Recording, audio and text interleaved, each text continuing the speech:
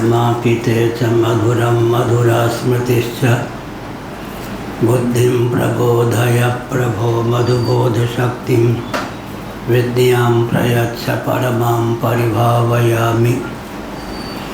कोमलं कूजयन् वेणुं श्यामलोऽयं कुमारकः वेदवेद्यं परं ब्रह्म भासतां हृदये मम। कूजन्तं राम रामेति मधुरं मधुराक्षरम् आरुह्य कविताशाखां वन्दे वाल्मीकिकोकिलं।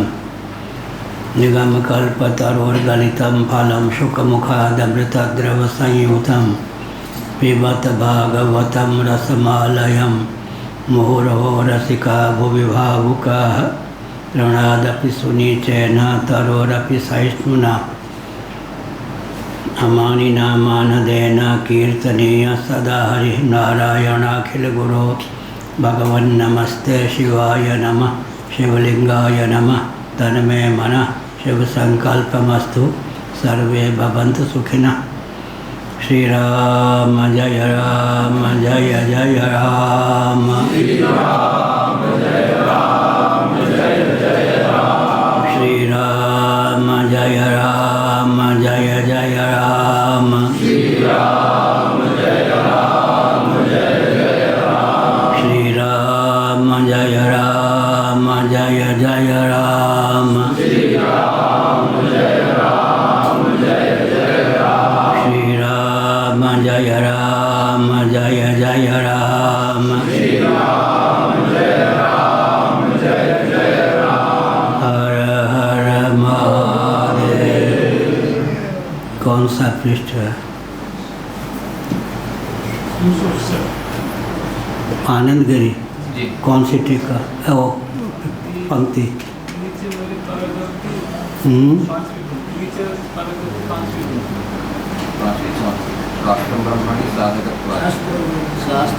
चलो कोई गल नहीं, कोई बात नहीं। शास्त्रं ब्रह्मणि साधकत्वापि त्वादि शास्त्रं ब्रह्मणि साधकत्वादि दर्शयति। तच्च अपौरुषेयम् अदोषं नोपलम्भार्हं तथा च तस्मिन् आविद्यं साधकत्वाद् यविरुद्धमिति समाधत्ते न शास्त्रेति। भाष्य की पंक्ति।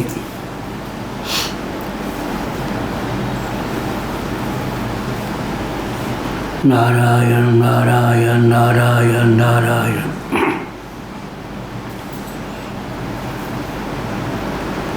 कौन सी पंक्ति थी? शास्त्रम ब्रह्मणि। ठीक है।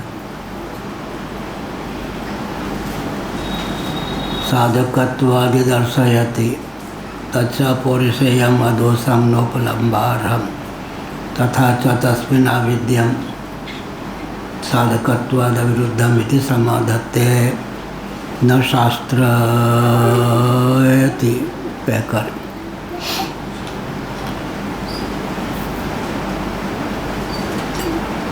शास्त्र जो होता है वो ज्ञापक होता है, न कि कारक। यह प्रकरण चल रहा है। अर्थात शास्त्र का पर्यवसान ज्ञान में होता है। ज्ञान ज्ञापक होता है, कारक नहीं होता। वस्तु स्थिति यह है, लेकिन ज्ञान में एक कारकता अवश्य होती है। अज्ञान और अज्ञानकृत मिथ्या ज्ञान का निवर्तक ज्ञान हो जाता है। तदतिरिक्त उससे भिन्न कारकता ज्ञान में परिलक्षित नहीं होती। ब्रह्म जिज्ञासुओं का इतने सही काम सज जाता है, क्योंकि आत्म तत्व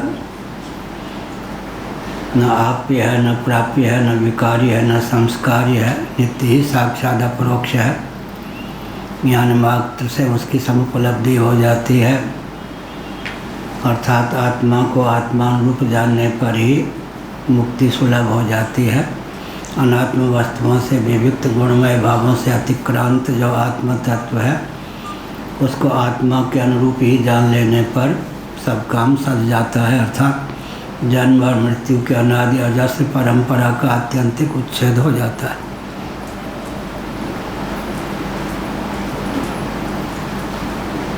ब्रह्मणि साधकत्वादि दर्शयति तच्चापौरुषेयम अदोषम नोपलम्भारहम। वेदादि जो शास्त्र हैं अपौरुषेय हैं, विशेषकर ऋक् यजुः साम अथर्व अपौरुषेय हैं।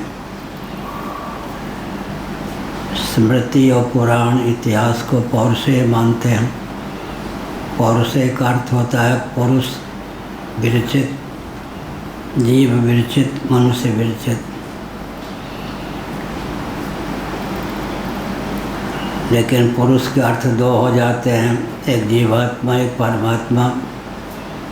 तो वैशेषिकों के अनुसार ऋगादि जो वेद हैं तो ईश्वर कर्तृक हैं, परमात्मा कर्तृक हैं, अतः जीवनिष्ठ है।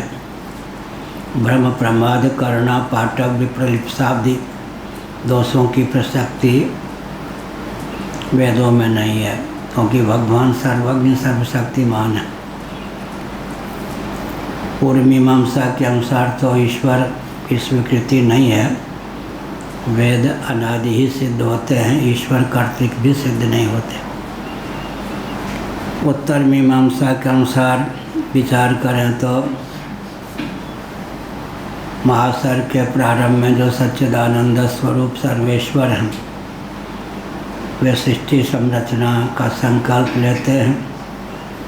तो सर्वेश्वर के संकल्प में अनादि अभंग आनपूर्वी घटित शब्द राशि, जो कि शब्द राशि का नाम ही वेद हो जाता है।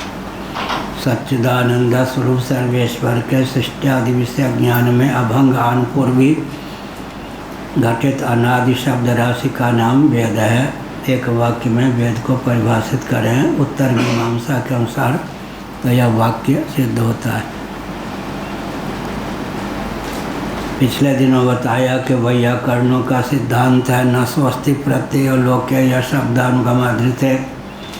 कोई भी ऐसा प्रत्यय या बोध नहीं है व्यवहार साधक जिसमें शब्द का अनुवेद न हो। शब्द से युक्त होकर ही ज्ञान वस्तु का ज्ञापक होता है, अन्यथा नहीं। शब्द से अननुविध जो ज्ञान होता है वह तो आत्मा स्वरूप ही है। व्यवहार साधकता ज्ञान में तभी आती है जब वह शब्द से युक्त हो। पिछले दिन उदाहरण दिया गया, संकल्प हम करते हैं मन के द्वारा। किसी भी भाषा के किसी भी शब्द या शब्दजन्य संस्कार का आलम्बन लिए बिना संकल्प नहीं हो सकता। ऐसे ही प्रकार विकल्प भी नहीं हो सकता है। बुद्धि का स्वभाव है अध्यवसाय या निश्चय। किसी भी भाषा के किसी भी शब्द या शब्दजन्य संस्कार का आलम्बन लिए बिना निश्चय नहीं हो सकता। चित्त का स्वभाव है अनुसंधान या स्मरण। तो चित्त के द्वारा जो स्मरण होता है, स्मरण में भी किसी न किसी भाषा के शब्द और शब्दजन्य संस्कार का योग होता ही है। अभिमान अहंकार के द्वारा निष्पन्न होता है, तो अहंकार की सिद्धि भी किसी भी भाषा के शब्द या शब्दजन्य संस्कार के अनुवेद से ही संभव है, अन्यथा नहीं। इसलिए शब्दालंबन पूर्वक ही संकल्प विकल्प निश्चय स्मरण और अहंकार की सिद्धि होती है। मन भी ज्ञानात्मक है, बुद्धि चित्त अहंकार भी ज्ञानात्मक है, लेकिन शब्द से युक्त होकर ही मन बुद्धि चित्त अहंकार स्फुरित होते हैं, व्यवहार के साधक होते हैं। उपनिषदों के आधार पर ज्ञान अगर शब्द से अनुविद्ध हो जाए, शब्दालंबन के बिना ज्ञान की सिद्धि हो जाए, तो उस ज्ञान का अर्थ आत्मा ही होगा। आत्म तत्व ज्ञान स्वरूप है, लेकिन व्यवहार की सिद्धि में शब्दालंबन युक्त जब ज्ञान होता है तब काम सकता है। व्यवहार की सिद्धि शब्दालंबन युक्त ज्ञान से होती है। शब्द हो या शब्द जन्य संस्कार हो, पिछले दिनों हमने कई बार बताया कि बचपन में पलने पर होते थे तो चार चार काली काली सूरत वाली विकराल भयानक दांतों से युक्त चमकते हुए तलवार को धारण करने वाली देवियां एक साथ शरीर पर बाजार देती। मैं चित्कार करता, लेकिन पलने पर ही एक दिन इस बोध का उदय हुआ कि यदि मैं कटने वाला होता तो प्रथम दिन के वार से ही कट गया होता। मैं कोई ऐसा तत्व हूँ तो कटने पिटने वाला नहीं हूँ। इस बोध के बाद वो घटना नहीं घटी, अर्थात उस घटना के माध्यम से भगवान हमको पलने पर ही यह ज्ञान देना चाहते थे और दे भी दिया कि तुम कटने पिटने मरने वाले नहीं। हमने संकेत किया कि उस समय तो भाषा का आलम्बन नहीं था। इतना ही क्यों, कोई भी व्यक्ति होता है तो गर्भस्तुति माँ के पेट में होता है, उस समय भगवान की प्रार्थना करता है उदरदारी से अगर निकल जाऊं तो आपका ही भजन करूंगा। अब प्रश्न उठता है गर्भगत जो शिशु है उसको तो भाषा का बल नहीं होता है, फिर भगवान की स्तुति कैसे करता है? गर्भोपनिषद आदि के अनुसार, गर्भ पुराण आदि के अनुसार। इसलिए किसी भी भाषा के किसी भी शब्द या शब्दजन्य संस्कार का आलम्बन लेकर ही संकल्प निश्चय गर्भ अहम की सिद्धि हो सकती है। अतः वैयाकरणों का सिद्धांत है कि न स्वस्ति प्रत्यय लोके या शब्दानुगमादृते लोके। व्यवहार साधक ऐसा कोई बोध नहीं है जिसमें शब्द का अनुवेद न हो। शब्द से अनुविध ज्ञान का नाम ही आत्मा हो जाता है। योग वासिष्ठ के अनुसार, त्रिपुरा रहस्य के अनुसार, अन्नपूर्णोपनिषद के अनुसार, वराहोपनिषद के अनुसार, मुक्तिकोपनिषद के अनुसार विचार करें तो मननीय शक्ति से युक्त आत्मा का नाम ही मन हो जाता है। मननीय शक्ति विनिर्मुक्त विरहित मन का नाम ही आत्मा हो जाता है। मननीय शक्ति जुड़ जाए तो आत्मा मन है, मननीय शक्ति विहीन हो जाए तो मन आत्मा है। भगवान शंकराचार्य महाभाग ने अपने ग्रंथ में एक तथ्य को उद्भाषित किया। चित्तम चिदिति जानीयात तकार रहितम यदा तकारो विषयाध्यास जपा रागो यथा मणौ सदाचारानुपालनम नाम ग्रंथ में इस तथ्य को शंकराचार्य ने उद्भाषित किया है। चित्तम चिदिति जानीयात तकार रहितम यदा तकारो विषयाध्यास जपा रागो यथा मणौ। विषयाध्यास से विनिर्मुक्त चित्त चिन्ह मात्र होकर शेष रहता है। चौकार चित्त तो संयुक्त चित्त, चित्त में जो तो संयुक्त है उससे आकार खींच लें, चित्त हो जाता है। चित्त माने ज्ञान स्वरूप आत्मा। चित्त चार खाने चित्त होकर चिन्ह मात्र होकर शेष रहता है। तो तत्वज्ञों की दृष्टि में विषयाध्यास युक्त आत्मा का नाम ही चित्त है और विषयाध्यास विनिर्मुक्त चित्त का नाम ही आत्मा है। शास्त्रम ब्राह्मण तो पहले कहा कि जो ऋक् यजु साम अथर्व संज्ञक 4 वेद हैं। ऋक् नियत पाद पादावसान का नाम ऋक् भगवान शंकराचार्य महाभाग ने अपने वासियों के माध्यम से इस तथ्य को उद्भाषित किया, जिसको पोयम कहते हैं, वर्ष कहते हैं, कविता कहते हैं। छंदोबद्ध जो है उसी का नाम ऋक् है। अनादि अपौर से होने पर भी छंदोबद्ध जो शब्द राशि उसी का नाम ऋक्।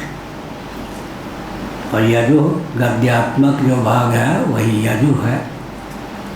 गानात्मक स्वर प्रधान जो भाग है उसी का नाम साम है। ऋक् यजुः साम तीनों का जो सम्मिलित स्वरूप है उसी का नाम अथर्व है।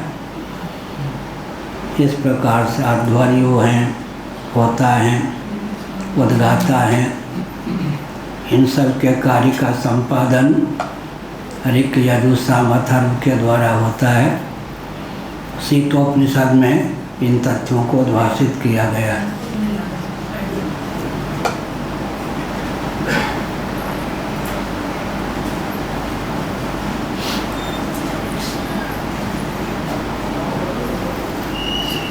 शास्त्र ब्रह्म में साधकत्वादि दर्शाता है, अर्थात सोपाधिक धरातल पर जो ब्रह्म तत्व है उसी को ईश्वर कहते हैं। ईश्वर के पंच कृत्य हैं, उत्पत्ति, स्थिति, समृद्धि, निग्रह, अनुग्रह। पंच कृत्यों का कर्ता जो होता है उसी का नाम ईश्वर होता है। शीतोपनिषद में पांचों कृत्य का वर्णन है। जन्माद्यस्यतः अनंत कोटि ब्रह्मांड का जो उत्पादक हो उसका नाम ईश्वर है, उसी को ब्रह्म कहते हैं। सोपाधिक धरातल पर ब्रह्म का नाम ईश्वर, निरुपाधिक धरातल पर ईश्वर का नाम ब्रह्म हो जाता है। लेकिन अथातो ब्रह्म जिज्ञासा इस सूत्र के अनुसार तटस्थ लक्षण लक्षित ब्रह्म का नाम ईश्वर है, स्वरूप लक्षण लक्षित ईश्वर का नाम ही ब्रह्म हो जाता है। तो ब्रह्म शब्द का प्रयोग ईश्वर के अर्थ में भी होता है। लेकिन भागवत में वसुदेव जी का वचन है, त्वयि ईश्वरे ब्रह्मणिनो विरुध्यते। आपका एक ईश्वर स्वरूप है, एक ब्रह्म स्वरूप है। यहाँ विवक्षावसात ईश्वर और ब्रह्म में भेद किया वसुदेव जी ने।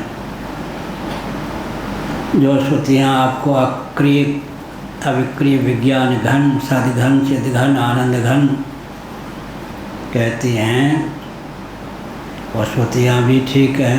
निरुपाधिक धरातल पर आप ब्रह्म ही हैं, अर्थात अविक्रिय सच्चित आनंद स्वरूप ही हैं। और सोपाधिक धरातल पर आप जो ब्रह्म हैं उसी का नाम ईश्वर हो जाता है। इस प्रकार ब्रह्म को ईश्वर कहते हैं, ईश्वर को ब्रह्म कहते हैं। लक्ष्यार्थ भूमि में ईश्वर का नाम तत्पद के लक्ष्यार्थ का नाम वही ब्रह्म हो जाता है। वाच्यार्थ भूमि में ब्रह्म का नाम ही ईश्वर हो जाता है। साधकत्व, ब्रह्म में साधकत्व क्या क्या है? जगत के उत्पादक भी, पालक भी, संहारक भी। पंचकृत्यों में अगर संहार में ही अंतर्भाव कर दें निग्रह का, और पालन में ही अनुग्रह का अंतर्भाव कर दें तो तीन कृत्य शेष रहते हैं, उत्पत्ति, स्थिति, समृद्धि और संहार। विवक्षावसात फैला दें तो पंचकृत्य हो जाते हैं। शिव पुराण का उदाहरण हमने पिछले दिनों दिया। पृथ्वी में उत्पत्ति नामक कृत्य की प्रधानता है, जल में पालनीय शक्ति की प्रधानता है, पालन रक्षण पोषण नामक कृत्य की प्रधानता है। अग्नि में समृद्धि या संहार नामक कृत्य की प्रधानता है। वायु में निग्रह नामक कृत्य की प्रधानता है। आकाश पर अनुग्रह नामक कृत्य की प्रधानता है। इस प्रकार पंचभूतों में एक एक कृत्य की प्रधानता सिद्ध है। भगवान पंचकृत्य के निर्वाहक होते हैं। ब्राह्मण साधकत्वापि दर्शित, साधकत्व के आगे साधकत्वादि, साधकत्वादि यार्थ तच्चा पौरुषेय अदोषम अपौरुषेय। अब यह है कि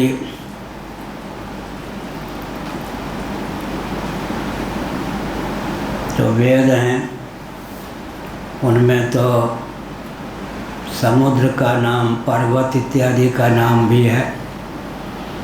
तो आधुनिक व्यक्ति कहेंगे कि पर्वत की रचना हो गई, समुद्र की रचना हो गई, गंगा की रचना हो गई, यमुना की रचना हो गई और सरस्वती की रचना हो गई, तब वेद की संरचना हुई। इतिहास इसी को कहते हैं ना, घटना का अनुवर्तन इतिहास के द्वारा होता है। तो ऋगादि वेदों में गंगा, यमुना, सरस्वती, हिमालय, समुद्र आदि का नाम है, उल्लेख है। इससे सिद्ध होता है इन सब वस्तुओं की रचना के बाद में वेद की रचना हुई। ऐसे ही महापुरुषों का नाम भी है, तो तत्त महापुरुष का जन्म हुआ, बाद में वेद की रचना हुई। लेकिन फिर वेदों की अपौरुषेयता सिद्ध नहीं होगी, इसलिए क्या है, घटना का अनुगमन वेद नहीं करते, वेदों के आधार पर घटना घटती है। यह हमारे पूज्य गुरुदेव ने यह वाक्य हमको बताया था। वैदिक वेदों के आधार पर घटना घटती है, घटना का अनुगमन करके वेद की रचना होती, ऐसा नहीं समझना चाहिए। या देवताधिकरणम है ब्रह्मसूत्र में, उसमें शंकराचार्य महाभाग ने इस तथ्य को उद्भाषित किया कि भू, इस वैदिक शब्द का उच्चारण किया या स्मरण किया, भगवान ने पृथ्वी बन गई। शब्द ही सृष्टि का रूप धारण करता है, शब्द के अधीन ही उत्पत्ति, स्थिति, संहार नामक कृत्य है। वो इस शब्द का स्मरण किया भगवान ने, तो पृथ्वी बन गई। यह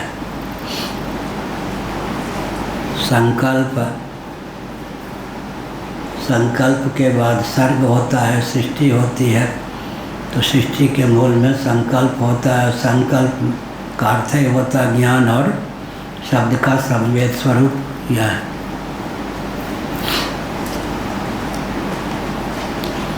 शास्त्रम ब्रह्मणि साधकत्वादि दर्शयति तच्चा पौरुषेयम अदोषम नोपलब्धारहम्। अपौरुषेय का अर्थ पिछले दिन हमने किया। पुरुष योग दर्शन के अनुसार पुरुष विशेष का नाम ईश्वर है, सामान्य पुरुष का नाम जीव है। अपौरुषेय कहने पर क्या अर्थ करें? जीव और ईश्वर दोनों के द्वारा विरचित न होने के कारण ऋगादि वेदों को वेद कहते हैं, अपौरुषेय कहते हैं। यह ऋगादि जो हैं यह अपौरुषेय हैं, क्योंकि न तो ईश्वर कर्तृक हैं न जीव कर्तृक हैं। पिछले दिनों बताया गया कि वैशेषिक ईश्वर कर्तृक मानते हैं, अभी भी बताया। ईश्वर के द्वारा विरचित वेद माने जाएंगे तो ईश्वर तो सर्वज्ञ सर्वशक्तिमान है, उनमें भ्रम प्रमाद करना पाठक विपरीपसादि पुनिष्ठ दोष बिल्कुल नहीं है। तो ईश्वर कर्तृक वेदों को मानने में क्या भूल है?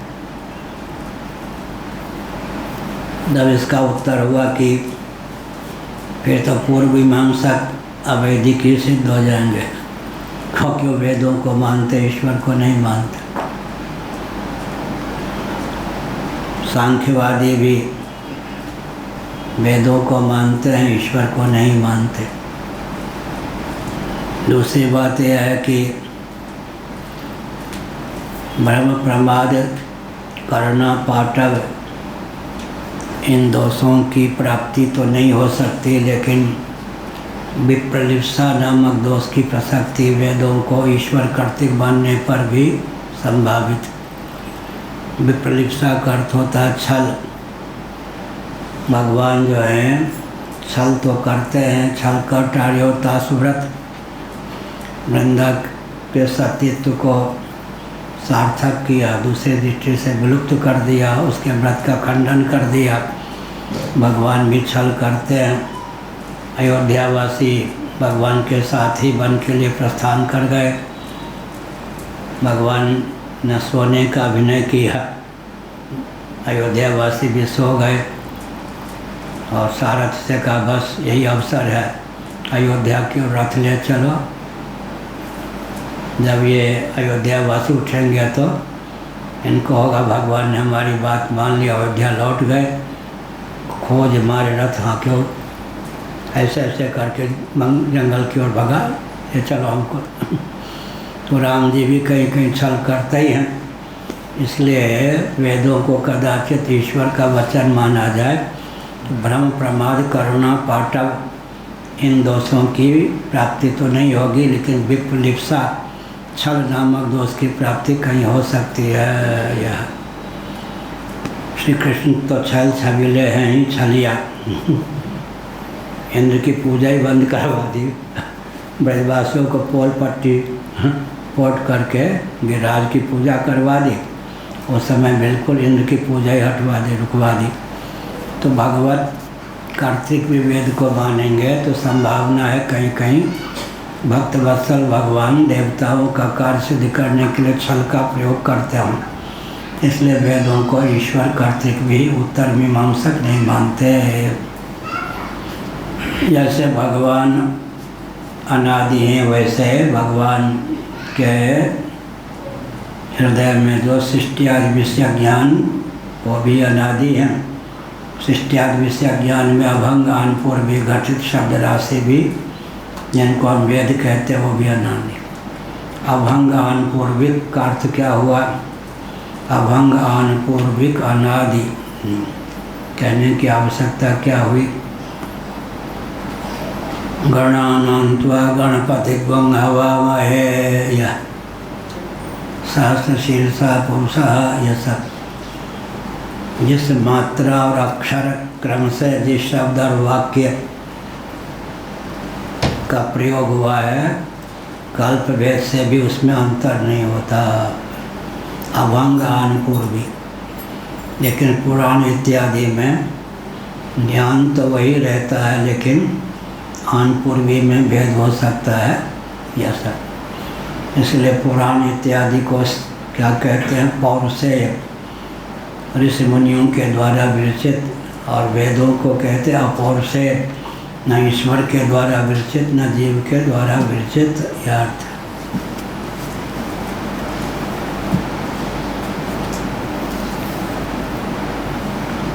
जैसे आत्मा अपौरुषेय है। आत्मा की रचना किसने की? आत्मा तत्व अगर कार्य हो तो नश्वर सिद्ध हो जाए। परमात्मा अपौरुषेय, आत्मा अपौरुषेय, तो वेद भी अपौरुषेय ही है। यह अभिप्राय।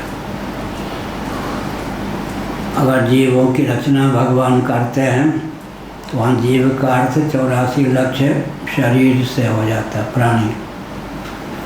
जीव तत्व की रचना तो भगवान भी नहीं करते। इतने जीव जंतु देखो तो वहाँ प्राणी के अर्थ में जीव शब्द का प्रयोग होता है। देहेंद्रिय प्राणांतःकरण की संरचना भगवान करते हैं। ममई वांशो जीवलोके जीवभूत सनातनः, यह ईश्वर अंश जीव अविनाशी चेतन अमल सद सुख राशि।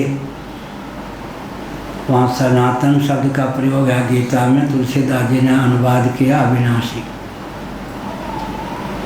ईश्वर अंश, तो शंकराचार्य जी ने भाष्य में लिखा, अंश के आगे इव का अध्याहार किया, अंश इव।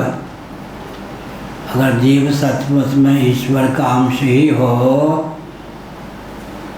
तो ईश्वर भी नश्वर सिद्ध हो जाए और जीव भी नश्वर सिद्ध हो जाए। मिस्री के एक डाली को बल और वेग पूर्वक पत्थर पर पटक दें, मिस्री के रवे विकीर्ण हो जाएंगे। इस प्रकार वो जो रवे होते हैं और मिस्री की जो डली उसके अंश मान लिए जाते हैं। चंद्रमा की रश्मियाँ होती हैं, सूर्य की रश्मियाँ होती हैं, तारों की रश्मियाँ होती हैं। सूर्य चंद्र तारे भी नश्वर होते हैं, उत्पत्ति स्थिति समृद्धि से युक्त होते हैं।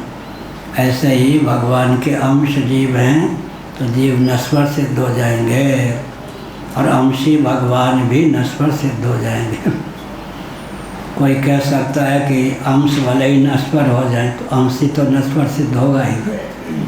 सचमुच में अगर भगवान का अंश ही जीव है तो भगवान भी अवयवी सिद्ध हो जाएंगे, जीव अवयव सिद्ध हो जाएगा, दोनों नश्वर सिद्ध हो जाएंगे। इसलिए शंकराचार्य ने क्या लिखा, अंश के आगे इव का अध्याहार किया। अंश नहीं, अंश सदृश, अंश सा। ममई वांशो जीवलोके क्योंकि जीव भूता सनातन, सनातन पद के अविरुद्ध अंश का अर्थ करना है। मुख्य केंद्र क्या है? सनातना। मुख्य केंद्र क्या है अनुवाद में? ईश्वर अंश जीव अविनाशी। सनातन का अनुवाद किया तुलसीदास जी ने अविनाशी।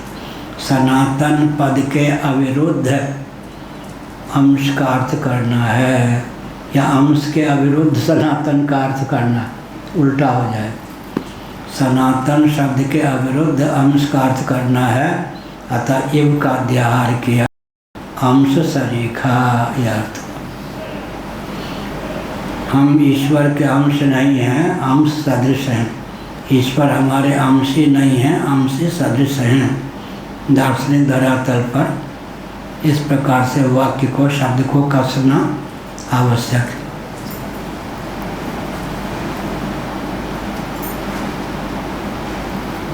तथा च तस्मिन् आविद्यं साधकत्वाद् आविद्यविरुद्धमिति समाधत्य।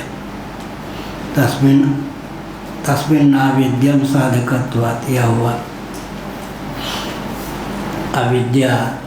पिछले दिनों कहा गया, पंचदशीकार विद्यानंद स्वामी जी ने एक प्रश्न उठाया, स्वप्रकाशे कुतो विद्यातं विना कथमावृत्ति। अरे वेदांतियों, तुम तो आत्मा को स्वप्रकाश मानते हो, स्वप्रकाश में अविद्या कहाँ से टपक पड़ी? स्वप्रकाश में अविद्या की मान्यता तो उसी प्रकार है, उपहास योग्य जिस प्रकार की प्रचंड मार्तंड मंडल में तमिश्रा रात्रि की कल्पना। यह भी वाक्य पूज्य गुरुदेव का ही है। जहाँ से जो मिले ऋषि मुनि महापुरुष ग्रंथ का नाम लेना चाहिए, कृतज्ञ नहीं बनना चाहिए। मेरी उपज मेरी सूर्य नहीं, जो जहाँ से मिले नाम लेना चाहिए। प्रचंड मार्तंड मंडल में तमिश्रा रात्रि की कल्पना के समान स्वप्रकाश जो ब्रह्म तत्व है या आत्म तत्व है, उसमें अज्ञान कहाँ से आ गया? एक विचित्र बात है, अज्ञान अज्ञान के आश्रित रहेगा या ज्ञान के आश्रित रहेगा? क्या अज्ञान किसके आश्रित रहेगा? इसीलिए स्वप्रकाशे कुतो विद्या, इसका उत्तर दिया कि प्रामाणिक रीति से निरीक्षण परीक्षण करने पर आत्मा स्वप्रकाश सिद्ध है, लेकिन अहम अज्ञ है, मैं अज्ञ हूँ, इस प्रकार की अनुभूति भी होती है। तो दोनों में तालमेल हो गया। क्या हुआ? आत्म तत्व स्वप्रकाश भी है और उसके सहारे अज्ञान भी है। और स्वप्रकाश की दृष्टि स्वप्रकाश क्यों माने? तो जगदांध्या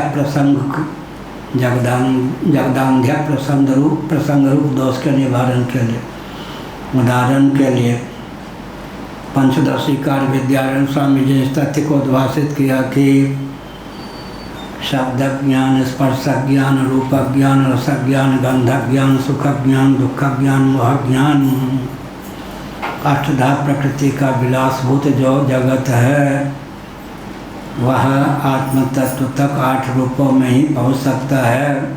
साहित्यिक भाषा में कहें तो अष्टधा प्रकृति अपने प्रियतम आत्मदेव की आरती उतारने चलती है, तो कौन सी कहावत चरितार्थ करती है? सूर्य को दीपक दिखाना। इसका अर्थ क्या है? अष्टधा प्रकृति स्वयं को 8 रूपों में उल्लसित करती है। वो 8 रूप कौन है? शब्द, स्पर्श, रूप, रस, गंध, सुख, दुख और मोह। हम नीचे से लें तो गंध पृथ्वी को लेकर, रस जल को लेकर, रूप अग्नि को लेकर, स्पर्श वायु को लेकर, शब्द आकाश को लेकर, अब 3 बच गए, सुख दुख और मोह। तो दुख पहले कहें, फिर क्या हुआ? सुख और मोह। अहम को लेकर दुख, महत को लेकर सुख, और अज्ञान को लेकर मोह, यह हुआ। अष्टधा प्रकृति का विलासभूत जो जगत है, हम तक आप तक 8 रूपों में पहुँचता है। 8 रूप कौन है? शब्द, स्पर्श, रूप, रस, गंध, सुख, दुख और मोह। 8 का पर्यवसान फिर एक में ही हो जाता है। पिछले दिनों भी कहा गया, बहुत महत्वपूर्ण तथ्य है। 8 का पर्यवसान फिर एक में हो जाता है। पांडे जी किसमें? ज्ञान में। शब्द का पर्यवसान शब्द ज्ञान में, स्पर्श का पर्यवसान स्पर्श ज्ञान में, रूप का पर्यवसान रूप ज्ञान में, रस का पर्यवसान रस ज्ञान में, गंध का पर्यवसान गंध ज्ञान में, सुख का पर्यवसान ज्ञान में, दुख का पर्यवसान ज्ञान में, मोह का पर्यवसान ज्ञान में।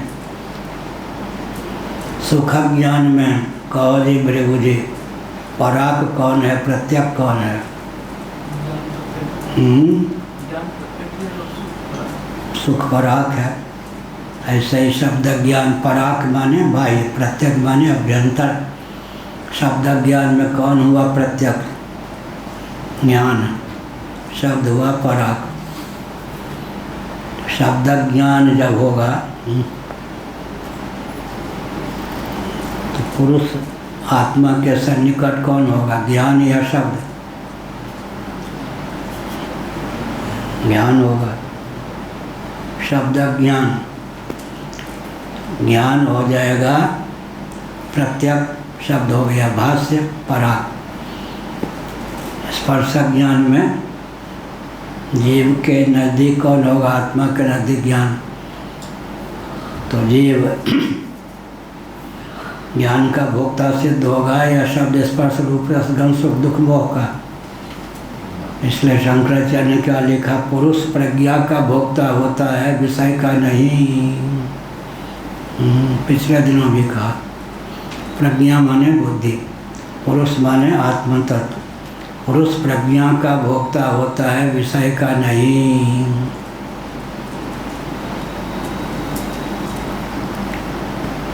देवता कौन होते हैं? घ्राण भक्ष। अब नहीं आते। सुबोधगिरी एक वैश्य कुल के थे, रानीगंज से आते थे, राजस्थान परंपरा। हमने कहा, शास्त्र सम्मत वाक्य था, वो समय भी 50 साल करे होंगे, अभी बहुत हो गया, अब नहीं आते। हमने क्या कहा? देवता घ्राण भक्ष होते हैं। घ्राण भक्ष माने सूंघ कर ही तृप्त हो जाते हैं। अगर वो भोग खाने लग जाए तो लगाने ही बंद कर दे मनुष्य। अच्छा है कि घ्राण भक्ष होता है। देवता कौन होते हैं? घ्राण भक्ष माने सूंघ के तृप्त हो जाता। तब वो 50 साल के होने पर भी ये नहीं देखना चाहिए कौन कितनी आयु का है। मन में सोचना चाहिए कि इसकी बुद्धि की सीमा कितनी है। 50 साल में भी कोई बाल बुद्धि हो सकता है। वो आकर के उधर में रहता था, अनाथ के समान रोने लगा, मेरा जीवन आपने बर्बाद कर दिया, नष्ट कर दिया। 5-7 मिनट रोते ही रहा, उलाहना देते रहा। मैंने क्या अपराध किया भाई? ये नहीं नाटक में, सचमुच में। मालूम है मैं राजस्थान परंपरा का हूँ, ये तो ठीक है, अपने गाली क्या मैंने दी? जीवन ही बर्बाद कर दिया। तो मैंने क्या जीवन बर्बाद किया? तुम्हारे गुरु ने मेरे पास तुम्हें पढ़ने के लिए भेजा मैंने। आपने कहा देवता घ्राण भक्ष होते हैं। हमने कैसे जीवन बर्बाद हो गया तुम्हारा? हलवा पूरी रबड़ी कचौरी दें, कह के सुन के खा मरूंगा या नहीं? आपने हमको मारा या नहीं? हमने कहा हंसी क्या नहीं, सच में बच्चे के समान रो रहा। हलवा पूरी रबड़ी कचौरी, अब घ्राण भक्ष हो गए, सुन के तृप्त। हाँ, ये मैं समझता तो मैं कभी नहीं ब्रह्म विद्या के पास आता। हमने कहा ठीक है, लड्डू मालपुआ के लिए ब्रह्म विद्या छोड़ दो। ये कौन कितने साल का है वो अलग बात है, किसकी बुद्धि किस स्तर की है देखने की आवश्यकता। देवता घ्राण भक्ष होते, कहाँ लिखा है? महाभारत में मनुष्य घ्राण भक्ष भी होता है और मुँह आदि से भी पाता है, सब विवेचन है। तो घ्राण भक्ष इसका इसी प्रकार, इससे भी ऊँची चीज़ क्या है? पुरुष बने हम लोग जो हैं क्या होते हैं? घ्राण भक्ष या ज्ञान भक्ष। ज्ञान भक्ष, ज्ञान ही हमारा भोजन है। पुरुष प्रज्ञा का भोक्ता होता है, विषय का नहीं। नीचे वाले सब खा जाते हैं। कौन? ज्ञानेंद्रिय, कर्मेंद्रिय, अंतःकरण ये सब भोग लगा लेते हैं और उसके पास पहुंचता क्या है? ज्ञान। पुरुष प्रज्ञा का भोक्ता है। हमारा जो स्वरूप है जगत लुढ़कता पुढ़कता हम तक उसी रूप में परिणत होकर पहुंचता है। इस बात पर बगैर एकांत में विचार करें तो भोग किंकरता, विषय की दास्ता लुप्त हो जाएगी। सच्ची बात यह है कि हम आप क्या हैं? घ्राण भक्ष ना ज्ञान भक्ष, प्रज्ञा के भक्षक, प्रज्ञा के उपभोक्ता। हमारे स्वरूप तक संसार लुढ़कता पुढ़ता का ज्ञान होकर ही आ सकता है। शब्द की पहुँच साक्षात नहीं, शब्द ज्ञान की पहुँच है। स्पर्श की पहुँच हम तक साक्षात नहीं, स्पर्श ज्ञान की पहुँच है। रूप की पहुँच हम तक साक्षात नहीं, रूप ज्ञान की पहुँच है। रस गंध की पहुँच हम तक साक्षात नहीं, रस ज्ञान गंध ज्ञान की पहुँच। सुख ज्ञान दुख ज्ञान मोह ज्ञान की पहुँच है। तो पुरुष बन हम आप जो जीव हैं, आत्मा प्रज्ञा के भोक्ता होते हैं। क्या हुआ? सच अयुक्ता तस्य पौरुषयत्वेन असंभावित दोषत्वात् इति शंकते इति शेषः। शास्त्र जो हैं अपौरुषेय हैं। अपौरुषेय का अर्थ हमने किया जीव विरचित भी नहीं, ईश्वर विरचित भी नहीं।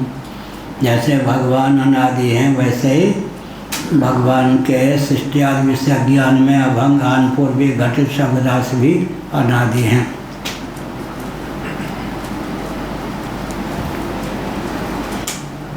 ननु ब्रह्मणो नित्य मुक्तत्व परिरक्षणार्थम आकी मात्रा छूटी हुई है। शास्त्रम अप्युपालम लभ्यते नेत्राय।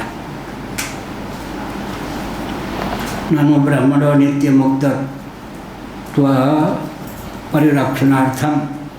अप्रश्न होता है कि ब्रह्म तो नित्य मुक्त है, नित्य शुद्ध बुद्ध मुक्त स्वरूप ब्रह्म है। क्या ब्रह्म क्या है? नित्य शुद्ध बुद्ध मुक्त स्वरूप है। नित्यम ब्रह्मणो नित्य मुक्तत्व परिरक्षणार्थम, इसकी परिरक्षा की भावना से अर्थात ब्रह्म नित्य शुद्ध बुद्ध मुक्त स्वरूप है या नित्य मुक्त स्वरूप है। यह जो सिद्धांत है इसके संरक्षण की आवश्यकता है। यथावत सिद्धांत को रहने दें, उसमें कोई विकृति का आधार न करें। शास्त्रम अप्युपालभ्यते नित्य। शास्त्र भी जो हैं वो क्या हैं? भगवान नित्य हैं, मुक्त स्वरूप हैं। इस प्रकार शास्त्रम अपि उपालभ्यते न च इति कहा। न च ब्रह्मणा इष्टम चिकीर्षुणा शास्त्रार्थ विपरीत कल्पनया या स्वार्थ परित्याग कार्य। न च ब्रह्मणा इष्टम चिकीर्षुणा शास्त्रार्थ विपरीत कल्पनया। बहुत बढ़िया टिप्पणी, छठी टिप्पणी। ब्रह्मनिष्ठम नित्य मुक्तत्वम परिकल्पना बताया।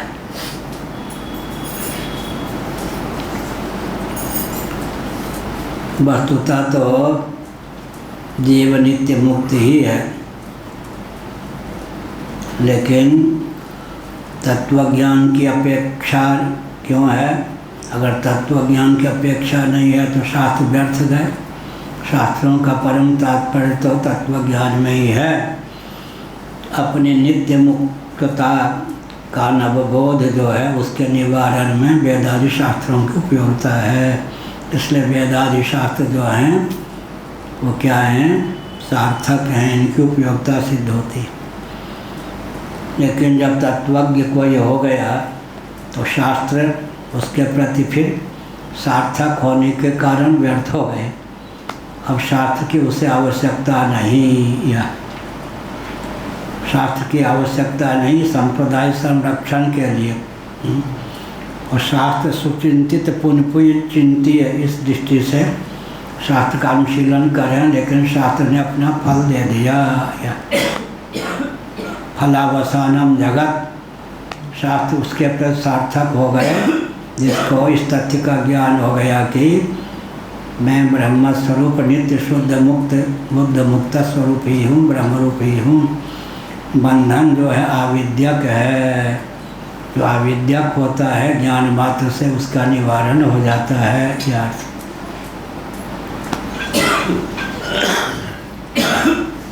यहाँ पर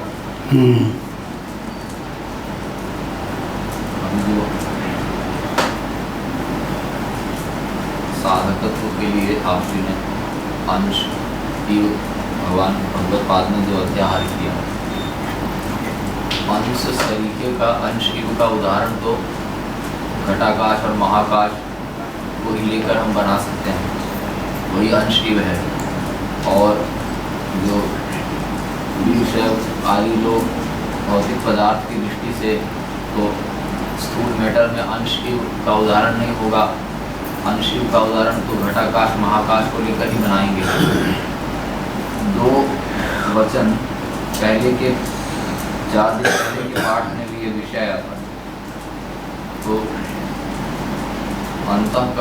अंतःकरणोपाधिक अगर जीव को मानेंगे अंश तरीका, और अनुगति आप श्री बार बार बोलते हैं, अगर अनुगति नहीं मानेंगे ब्रह्मस्वरूप होता हुआ ईश्वर होगा, ईश्वर होता हुआ जीव होगा, अगर ऐसा नहीं मानेंगे तो मुक्तो ब्रह्म ही शेष नहीं रहेगा। तो जो 7वें अध्याय 10वें अध्याय में अहम आत्मा गुणाकेशर सर्वभूताशय स्थित, और उसके बाद में क्षेत्रज्ञ को भी अपना ही स्वरूप कहा, क्षेत्रज्ञ चापि माम विद्धि सर्व क्षेत्रे सुधारत। तो दोनों की अनुगति है, जीव और ईश्वर एक साथ अंतःकरण में, दोनों की पृथक पृथक विद्यमानता वहाँ माने। प्रवेश की स्थिति पर जो 4 दिन के पहले पाठ में आपसी ने बहुत कुछ बताया, एक साथ दोनों को माने, या फिर जीव रूप से ही अनुगति वहाँ पर क्षेत्रज्ञ चापि माम विद्धि इस भाव को लेकर के 10वें अध्याय की संगति 13वें से ऐसे लगाएंगे, जीव रूप से ही अनुगति माने या पृथक पृथक, क्योंकि ममई वामसो जीवलोके जीवभूत सनातन सब, ईश्वर सर्वभूतानां हृदय से अर्जुन तिष्ठति। ईश्वर कहाँ रहते हैं? व्यापक होने पर भी हृदय से क्यों कहा? सर्वगत है ना भगवान, लेकिन ईश्वर कारणोपाधिक सिद्धातु का नाम ईश्वर है। ईश्वर सर्वभूतानां हृदय से अर्जुन तिष्ठति क्यों कहा? हृदय में ज्योतिषामपि तज्ज्योतिस्तमसा परमुच्यते ज्ञानम ज्ञेयं ज्ञानगम्यं हृदय सर्वस्य विस्थितं अहमात्मा गुडाकेशोधा, अहमात्मा गुडाकेश सर्वभूतासु स्थिता। तो पिछले दिन एक नियम बताया गया, भगवान शंकराचार्य ने प्रश्न उठाया कि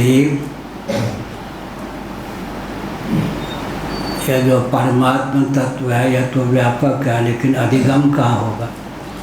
उन्होंने छांदोग्य श्रुति के 8वें अध्याय के भाष्य में तथ्य को उद्भाषित किया। पुंडरीकाकार रक्त मांसपिंड, पुंडरीक माने कमल, पुंडरीकाकार रक्त मांसपिंड, या उपनिषदों में किस प्राणी में हृदय कहाँ रहता है? अलग अलग हृदय का स्थान। हम लोगों का यह है पुंडरीकाकार रक्त मांसपिंड माने कमलाकार रक्त मांसपिंड, उसके अंतर्गत जो छेद है सुशिर, अवकाशप्रद का नाम आकाश होता है।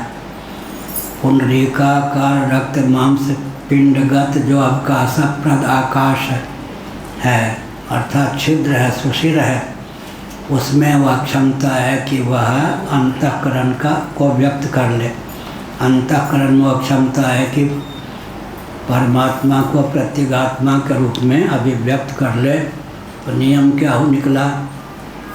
अभिव्यंग की अभिव्यक्ति अभिव्यंजक के अधीन होती है। अभिव्यंजक के तारतम्य से अभिव्यंग की अभिव्यक्ति में तारतम्य होता है। विद्युत की अभिव्यक्ति बल्ब और बादल के अधीन होती है। बल्ब और बादल के तारतम्य से विद्युत की अभिव्यक्ति में तारतम्य होता है। पंचदशीकार विद्यारण्य स्वामी जी ने एक तत्व उद्भाषित किया जो शब होता है। 5 मिनट पहले, 2 मिनट पहले, 1 मिनट पहले कोई जीवित था, अभी हो गया शब। शब जो होता है वह भी अवच्छेदक होगा या नहीं? अवच्छेदकता प्राकृतिक भले ही हो, जैसे घटा आकाश का अवच्छेदक घट हो गया, ऐसे ही सवावच्छिन्न चैतन्य होगा या नहीं? लेकिन सवावच्छिन्न चैतन्य में और अंतःकरणावच्छिन्न चैतन्य में अंतर हो गया। सवावच्छिन्न चैतन्य को ना हम जीव कह सकते हैं, न ईश्वर कह सकते हैं। लेकिन अंतःकरणावच्छिन्न, तो अंतःकरण वहाँ जो है सब अवच्छेदक तो हो सकता है। बहुत बढ़िया कहा पंचदशीकार ने, अवच्छेदकता से ही जीवेश्वरता की सिद्धि नहीं होती। अवच्छेदक तो हो गया सब अवच्छिन्न चैतन्य, सब भी अवच्छेदक हो गया। लेकिन अंतःकरण वो क्षमता है, जैसे विद्युत व्यापक होने पर भी पंखा में क्षमता है कि उससे हवा को प्रकट कर दे। बल में वो क्षमता है कि प्रकाश को अभिव्यक्त कर दे। ऐसे ही यहाँ पर अंतःकरण का अभिव्यंजक संस्थान हृदय है। तो अभिव्यंग की अभिव्यक्ति की दृष्टि से विशेष रूप से अभिव्यंजक संस्थान, उसमें उदाहरण दिया पंचदशीकार विद्यारण्य स्वामी जी ने। सूर्य का जो आलोक होता है जिसको सौरालोक कहते हैं, सौरालोक देवाल इत्यादि को सामान्य रूप से प्रकाशित करता है। लेकिन उसको कहेंगे सूर्य को खादित्य। नभोमंडल में विद्यमान आदित्य का नाम हो गया खादित्य। अब दर्पण के माध्यम से जब वह व्यक्त होता है तो उसका नाम हो जाता है दर्पण आदित्य। खादित्य के द्वारा नभोमंडल में विद्यमान आदित्य के द्वारा दीवाल इत्यादि सामान्य रीति से प्रकाशित हैं। लेकिन वह जो आदित्य है जब आदित्य के रूप में उल्लसित होता है, दर्पणादित्य के रूप में उल्लसित होता है, तो अपने द्वारा सामान्य रीति से प्रकाशित दीवाल इत्यादि को विशेष रूप में उद्भाषित कर लेता है। इसलिए पंचदशीकार विद्यारण्य स्वामी जी ने अज्ञान, फिर क्या हो गया विक्षेप आवरण, फिर विक्षेप, फिर परोक्ष ज्ञान, फिर अपरोक्ष ज्ञान, फिर शोकापगम, फिर निरंकुशा तृप्ति, ये 7 अवस्थाएं आत्मा की नहीं चिदाभास की मानी। या चिदाभास उसमें भी है। फिर पिछले दिनों बताया था इदम शरीरम कौन्तेय, जो आप कह रहे थे, तो शरीर क्षेत्र का क्षेत्रफल बताया कितना। इदम शरीरम कौन्तेय क्षेत्रमित्यवधीयते, यह कहा ना 13वां अध्याय पहला श्लोक। इदम शरीरम, इस पर लक्ष्य किया। फिर इदम का क्षेत्रफल, शरीर का क्षेत्रफल कितना बताया 16 विकृति अष्टधा प्रकृति। क्षेत्र का क्षेत्रफल कितना होगा अगर पूछ दे तो? क्षेत्र का क्षेत्रफल महाभूतानि अहंकारो बुद्धिरव्यक्तमेव च इंद्रियान् दशैकं च पंचचंद्रिय गोचरा। 16 विकृति अष्टधा प्रकृति क्षेत्र का क्षेत्रफल है। फिर उस पर विचार करेंगे तो मूलक क्षेत्र कौन है? प्रकृति। तो मूलक क्षेत्र में कौन हो गया? पुरुष। तो जिस व्यक्ति ने प्रकृति को ही क्षेत्र समझ लिया, इस शरीर को ले गए कहाँ तक? पहुँचाते पहुँचाते 16 विकृति अष्टधा प्रकृति। अष्टधा प्रकृति में मूलक प्रकृति कौन है? त्रिगुणात्मिका प्रकृति। जिस पुरुष की दृष्टि में, व्यक्ति के दृष्टि में मूलक प्रकृति ही क्षेत्र हो गई। मूलक प्रकृति को ही जिसने, अव्यक्त को ही जिसने, प्रधान को ही जिसने क्षेत्र समझ लिया, वह जो है पुरुष एक होगा यानी क्षेत्रज्ञ एक होगा, तो फिर गीता के 13वें अध्याय का यह श्लोक वचन उस पर क्रियान्वित हो जाएगा। उपद्रष्टानुमंता च भर्ता भोक्ता महेश्वर परमात्मेति चाप्युक्तो देहस्मिन् पुरुषः परः। तो पहले क्षेत्र से शुरू करेंगे, फिर क्षेत्र का क्षेत्रफल 16 विकृति अष्टधा प्रकृति करेंगे, फिर मूला प्रकृति को ही मुख्य क्षेत्र मानेंगे। जब मूला प्रकृति को ही क्षेत्र मान लेंगे तो हमारा जो मौलिक स्वरूप होगा वो पुरुष होगा, वो पुरुष फिर परमात्मा स्वरूप ही रह जाएगा। ऐसे जहाँ से उठाया क्षेत्र शरीर से उठा करके फिर परमात्मा की जागरूकता तक ले गए। वाच्यार्थ भी लिखा, उपद्रष्टा त्वम पद का लक्ष्यार्थ, अनुबंधता वाच्यार्थ हो गया। उपद्रष्टा अनुबंधता से भर्ता भोक्ता, फिर महेश्वर तक पद का वाच्यार्थ, फिर लक्ष्यार्थ में जाकर एक कर दिया। त्वम पद का वाच्यार्थ भी है, तत्पद का वाच्यार्थ भी है, त्वम पद का उपद्रष्टा लक्षण अर्थ भी है और तत्पद का लक्ष्यार्थ भी है, दोनों में कत भी है। आगे तो जिज्ञासा यहाँ पे हुई कि बहुवचन का प्रयोग किया है कहाँ? आरंभ में जो भगवान ने जहाँ क्षेत्रज्ञं चापि मां विद्धि सर्वक्षेत्रेषु भारत। सर्वक्षेत्रेषु में बहुवचन। सर्वक्षेत्र माने शरीर शरीर शरीर। तो वहाँ पर कार्य कोटि प्रविष्ट सर्वक्षेत्र, अष्टधा प्रकृति 16 विकृति के रूप में उल्लसित सर्वक्षेत्र। लेकिन जब पुरुष को ही क्षेत्रज्ञ मान लेंगे और प्रकृति को ही क्षेत्र, तो सर्व हट जाएगा, एक ही हो जाएगा। तो क्षेत्रज्ञं चापि मां विद्धि, मुझे ही क्षेत्रज्ञ जानो सर्व क्षेत्रे, सभी क्षेत्रों में। तो जीव के लिए ही वहाँ पर उन्होंने कहा क्षेत्रज्ञं चापि मां विद्धि माने दोहरा अर्थ हुआ।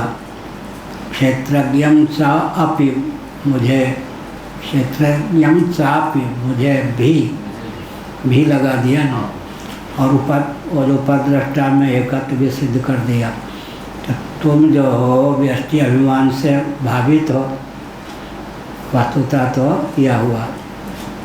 क्या हुआ? क्षेत्रज्ञं चापि मां विद्धि सर्वक्षेत्रेषु भारत।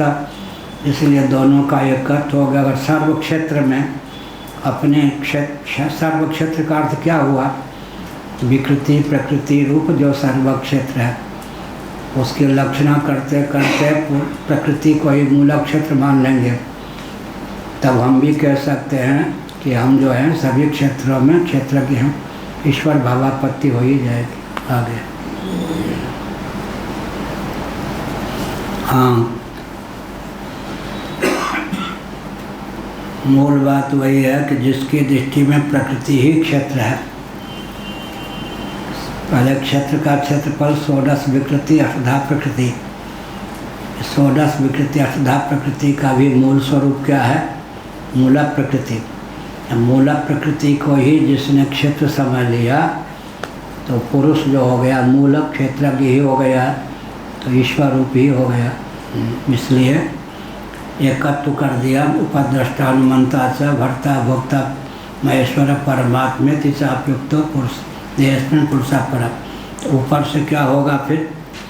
निरुपाधिक धरातल पर ब्रह्म हूँ, सच्चिदानंद स्वरूप, विद्योपाधिक होकर ईश्वर हूँ और अविद्योपाधिक होकर जीव हूँ। जीव होता हुआ प्राणी हूँ, प्राणी होता हुआ जंगम हूँ, जंगम होता हुआ मनुष्य हूँ, मनुष्य होता हुआ सनातनी वैदिक आर्य हिंदू हूँ, सनातनी वैदिक आर्य हिंदू होता हुआ फिर क्या हूँ? ब्राह्मण क्षत्रिय वैश्य स्त्री पुरुष कुछ और हूँ। ऊपर से लेकर नीचे तक सर्वात्म भाव की सिद्धि हो जाएगी। कारण भी वही, कार्य भी वही। ऐसे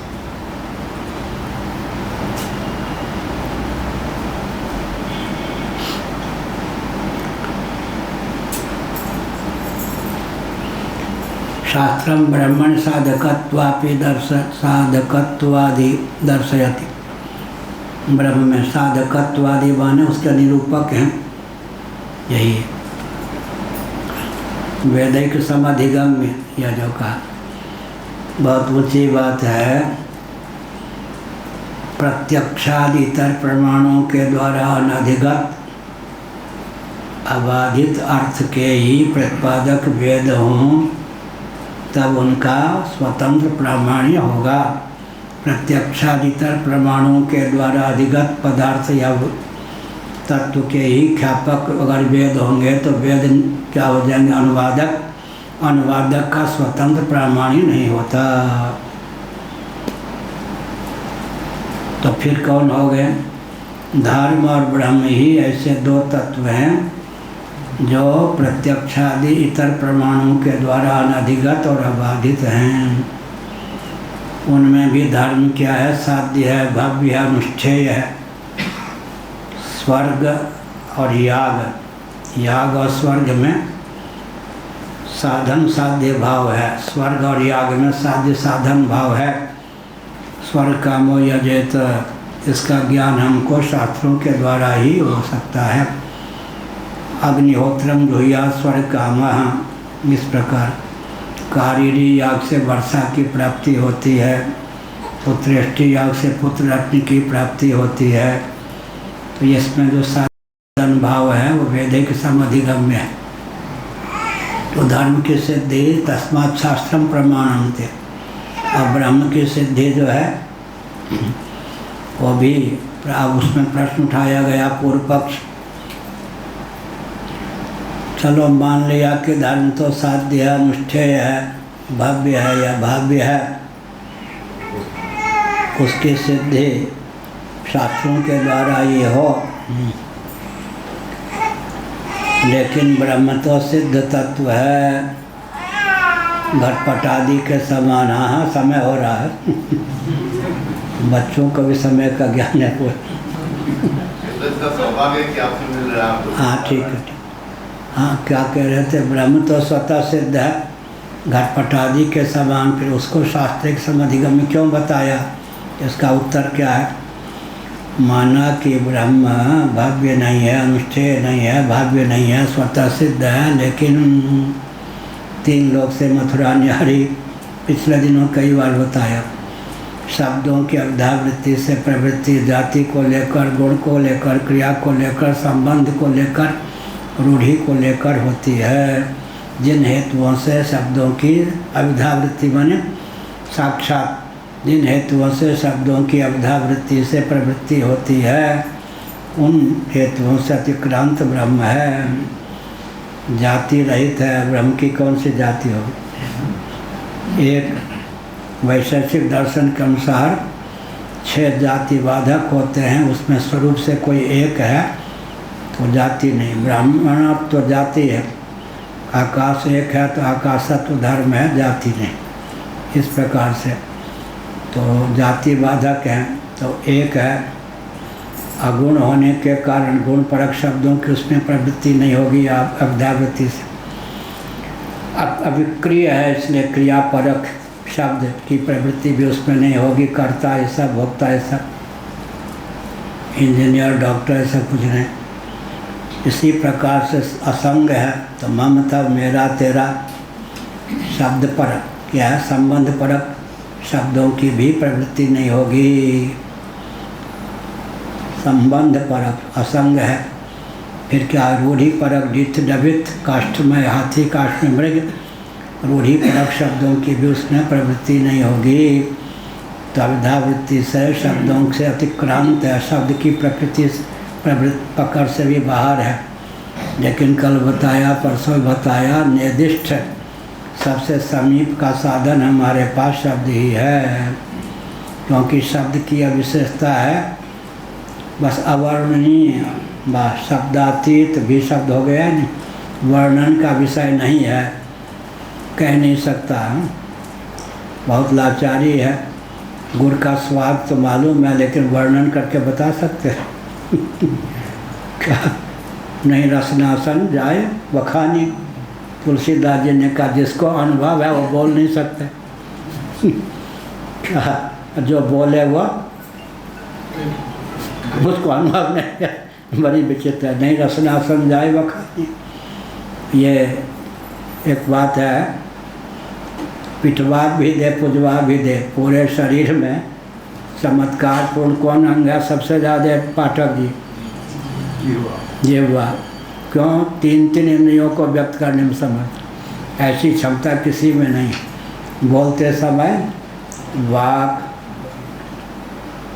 और स्पर्श करते समय त्वक और क्या हो गए? रसन। रस लेते समय तो रसनेन्द्रिय और त्वगिंद्रिय, 2 ज्ञानेन्द्रिय, 1 कर्मेंद्रिय को व्यक्त करने की क्षमता है या नहीं? कुजवा भी दे, पिटवा भी दे, डुबा भी दे, रस का चटोरा हो जाए तो। एक बार बीमार पड़ा बचपन में ना, पहले वैद्य लोग बहुत व्रत करवाते थे। करेला हमको बहुत पसंद, करेले की सब्ज़ी बनी थी ऐसे मसाला भर के, हमने देख लिया और छिपा के रखा बहन इत्यादि ने, हमने भी देख लिया, अब खा लिए सब चुरा के बचपन में। तो क्या हुआ फिर? इसलिए विचित्र है यार, जिह्वा जो है 3 इंद्रियों को व्यक्त करने में समर्थ है। बोलते समय वाक, स्पर्श करते समय त्वक। सबसे चमत्कार पूर्ण कौन है? त्वक। बाह्याभ्यंतर व्याप्त एक ही इंद्रिय के संस्थान। स्पर्श जो है कहाँ लिखा? चरक संहिता। अनुभव भी अपना चरक संहिता सबका अनुभव। सबसे चमत्कार पूर्ण कौन है? त्वक इंद्रिय। बोलेंगे सीमित स्थान से। त्वक इंद्रिय की विशेषता क्या है? बाह्याभ्यंतर इसको व्यक्त करने का संस्थान हमारे जीवन में है स्पर्श। इसलिए सबसे विचित्र, अगर कहीं 1 सेंटीमीटर कहीं होता त्वक इंद्रिय को व्यक्त करने का संस्थान तो क्या दुर्दशा होती। क्या यहाँ कहीं भगवान कितने बढ़िया कार्य करे। आँख को यहाँ कर देते तो क्या करते? ये तो होता फिर ये सब। आँख को कहीं पाँव में कर देते तो स्थान का भी है या नहीं? चलो हंसा भी। लोग कहते ऊपर नीचे का भेद मिटाएंगे। मिटा दो जरा, ये ऊपर है या नहीं, फिर ये नीचे है या नहीं, फिर ये ऊपर है या नहीं, फिर ये नीचे है या नहीं, फिर ये ऊपर है या नहीं, फिर ये नीचे है या नहीं, फिर ऊपर है या नहीं, फिर ये नीचे है या नहीं। द्वंद बढ़ जाए तो बात दूसरी है। क्या छाती से पेट की ऊंचाई कम होनी चाहिए? इनकी ठीक है, इनकी भी ठीक है, छत्तीसगढ़ की ठीक है, मध्य प्रदेश की ठीक है। ये लोग कहते हैं ऊपर नीचे का भेद बिठाओ, पहले ये कर दो, कैसा हो जाएगा? है या नहीं? ये क्या है? ऊपर है या नहीं, फिर ये नीचे, फिर ये ऊपर, फिर ये नीचे, फिर ये ऊपर, फिर ये नीचे। हाँ, तो भेद जो है उसी का नाम संसार है। लेकिन भेद की सार्थकता अभेद की प्राप्ति में करें तो जीवन सार्थक। अभेद का नाम ही प्रलय है, भेद का नाम ही संसार है। लेकिन भेद भेद के लिए नहीं होना चाहिए। भेद का विनियोग अभेद की प्राप्ति में हो। जगत का अर्थ ही होता है भेद, लेकिन यह जो जगत है भिन्नता से युक्त, इसका लक्ष्य क्या है? एक वाक्य याद करना चाहिए मांडूक्य कारिका का, उपाया सोवताराय। उपाय, हाँ हो गया समय, सोवताराय। इसका नाम क्या प्रबोधक ब्रह्मचारी है क्या? उपाय सोवताराय। उपाय सोवताराय मैंने परमात्मा के स्वरूप में मनोनिवेश हो सके, इसलिए भगवान ने जगत बनाया। उपाय सोवताराय। श्री राम जय राम, जय जय राम। श्री राम जय राम, जय जय राम। धर्म की जय हो, अधर्म का नाश हो, प्राणियों में सर्वथा हो, विश्व का कल्याण हो, गौ माता की जय हो, गौ भवत्या भारत सर्वभूत हृदय धर्म सम्राट श्री स्वामी करपात्री जी महाराज की, श्री जगन्नाथ महाप्रभु की, श्री बलभद्र महाप्रभु की, भगवती सुभद्रा देवी की, चक्र सुदर्शन महाभाग की। हर हर महादेव।